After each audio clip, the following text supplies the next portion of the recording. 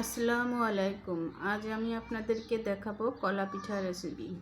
প্রথমে আমি এখানে কলা দুটো নিলাম। কলা দুটাকে ভালো করে চেটকে নিতে হবে।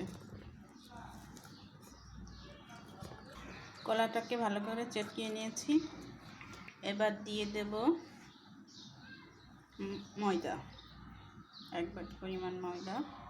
দিয়ে দেব নারকেল কুড়া, চিনি দিয়ে দিলাম, স্বাদ মতন লবণ দিয়ে নেব। এবার এটাকে ভালো করে মাখিয়ে নেব।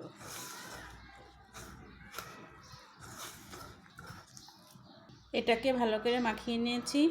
এবার আমি ভেজে নেব। এখানে আমি আগে থেকে কড়াইতে তেল দিয়ে নিয়েছি। এখন বড়াগুলো দিয়ে দেব। তেল গরম হয়ে গেছে, এবার দিয়ে দেব।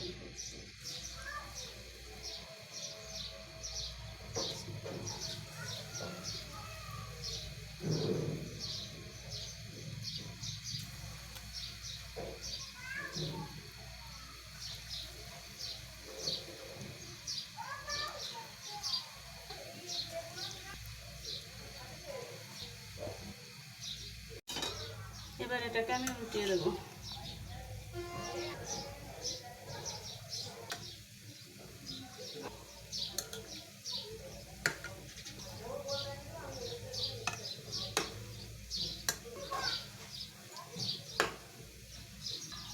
হয়ে গেছে, এবার আমি তুলে নেব।